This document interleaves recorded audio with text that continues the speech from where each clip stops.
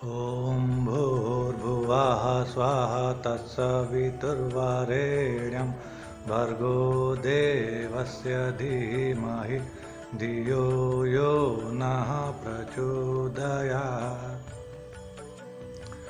प्रेरणाप्रद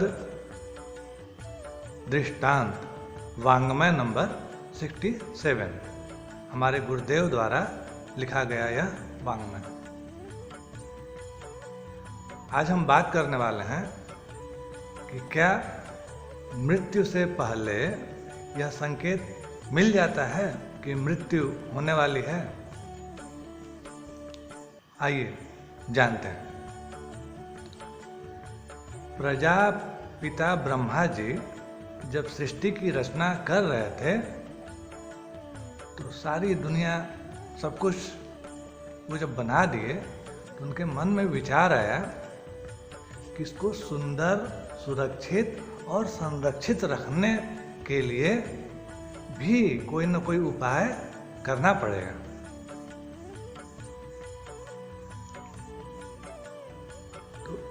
तो बहुत दिनों के विचार के बाद उनको एक उपाय सूझा कि क्यों न हम इंसान बना दें और वह इंसान पूरे विश्व वसुधा को सुंदर और रमणीय बना करके रखे।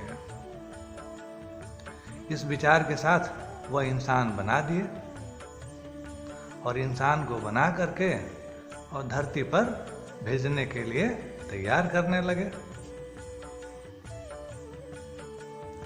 और इंसान से बोले कि बेटा तुम धरती पर जाओ और जा करके और इस पूरी धरती को, उस धरती पर निवास करने वाले समस्त प्राणियों को, जीव जंतुओं को, वनस्पतियों को, नदियों को, पहाड़ों को, सबको तुम सुंदर रखना, अच्छा रखना।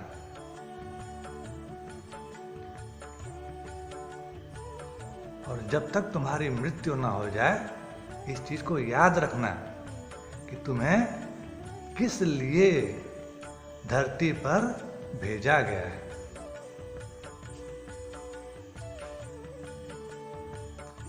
इंसान बोला कि जी ठीक है, हम जाएंगे और वही करेंगे जैसा आप हमें बताए हैं और हम इस बात को याद रखेंगे, स्मरण रखेंगे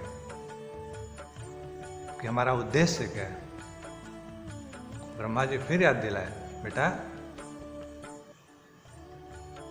एक दिन तुम्हारी मृत्यु होगी और तुम मोक्ष को प्राप्त होगे, असीम शांति को प्राप्त होगे, लेकिन उद्देश्य याद रखना। तो इंसान बोले कि भगवान यदि हम अपना उद्देश्य भूल जाएं तो कृपा करके मृत्यु से पहले पहले आप स्मरण जरूर करवाइएगा, याद जरूर दिलवाइएगा। भगवान बोले तथास्तु, ऐसा ही होगा, हम याद दिलाएंगे। और इस प्रकार इंसान धरती पर आ गया। अब इंसान जब धरती पर आया तो 5 इंद्रियां लेकर के आ गया और जैसे जैसे बड़ा होने लगा उसकी इंद्रियां सक्रिय होने लगी और जैसे जैसे इंद्रियां सक्रिय होने लगी तो उसको सुख मिलने लगा, शरीर सुख मिलने लगा और वह शरीर सुख में अपने उद्देश्यों को भूलना शुरू कर दिया, भूल ही गया। इंसान करने क्या आया था और करने क्या लगा। अच्छा बिस्तर चाहिए, अच्छा भोजन चाहिए, अच्छा स्त्री चाहिए, अच्छे साजो सामान चाहिए, सुख समृद्धि संपन्नता चाहिए।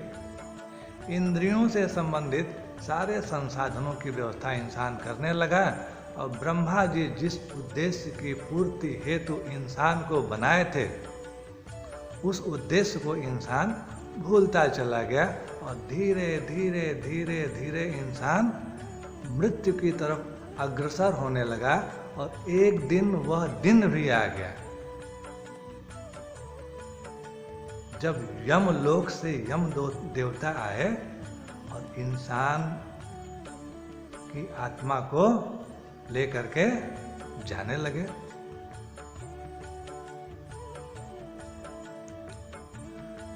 जब यमलोक की तरफ यम देवता इंसान की आत्मा को लेकर के जाने लगे तो इंसान बोला, रुकिए, ठहरिए, हमारे साथ अन्याय हो रहा है, हमें भगवान से बात करनी है।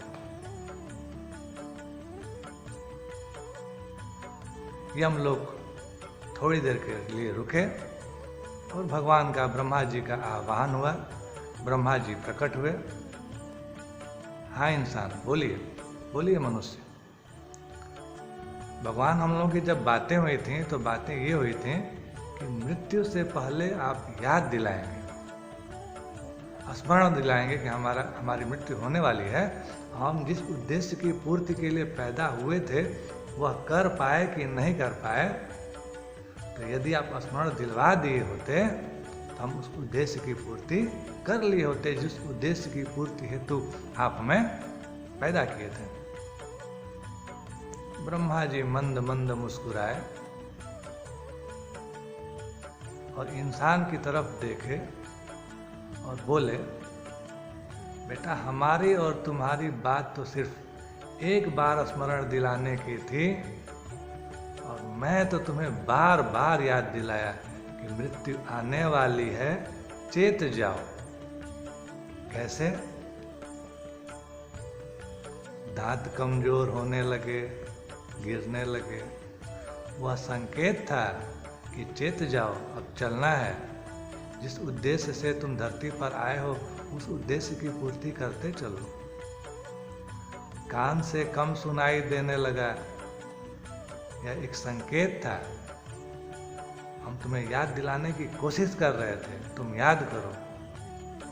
आँख की रोशनी धीरे धीरे तुम्हारी कम होने लगी थी, शरीर मृत्यु की तरफ दिन प्रतिदिन अग्रसर हो रहा था।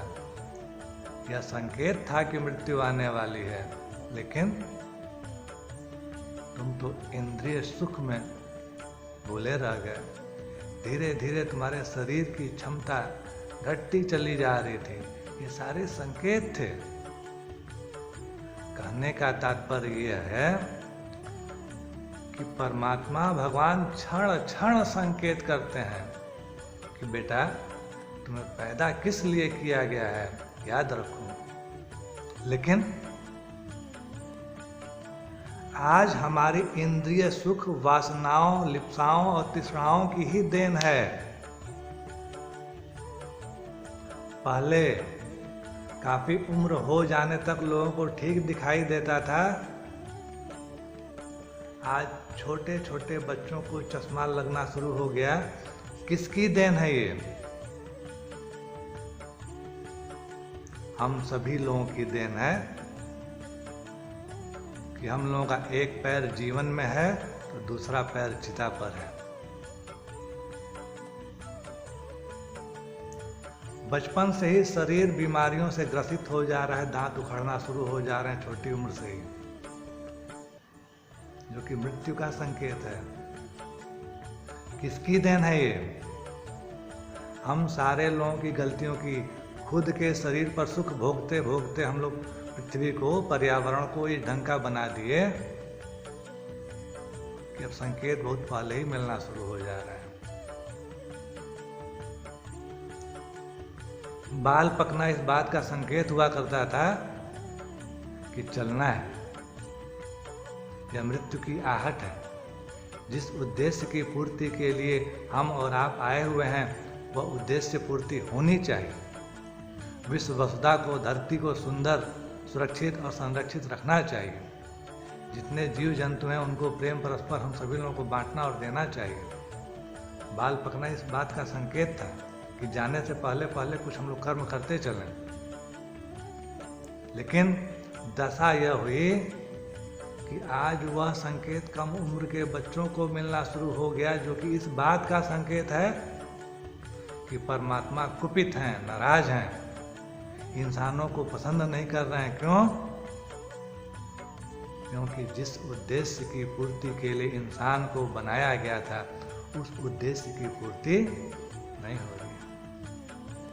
अंततः वह मनुष्य बहुत निराश हुआ।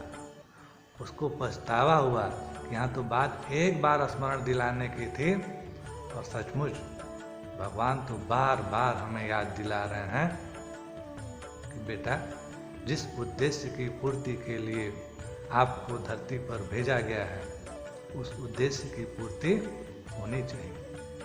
अभी भी आपके पास वक्त है, इंद्रिय सुख लीजिए, मना नहीं किया जा रहा है, लेकिन उसमें इतना मत डूब जाइए कि प्रकृति और पर्यावरण का संतुलन का आपको ध्यान ही न रहे।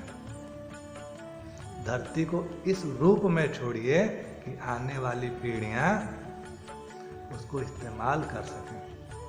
ब्रह्मा जी जिस उद्देश्य की पूर्ति हेतु हमको और आपको बनाए हैं, उसका स्मरण हमको और आपको सदैव रखना चाहिए। इन्हीं सभी बातों के साथ आज इतना ही, शेष कल।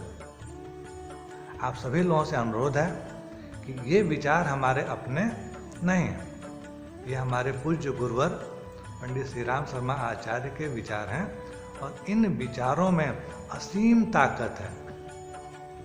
यदि आप पूरा इस वीडियो को देखे होंगे तो निश्चित आपके विचार बदले होंगे, आने वाले समय में आप कुछ अच्छा करने वाले हैं। इन विचारों को आप सिर्फ अपने आप तक मत रखिए, आगे बढ़ा दीजिए। धरती को, विश्व वसुधा को, प्रकृति को, वातावरण को, सबको सुरक्षित और संरक्षित रखना है। एक बार पुनः अंत तक वीडियो देखने के लिए आपका बहुत बहुत आभार। कुछ कमेंट अवश्य कीजिएगा। धन्यवाद।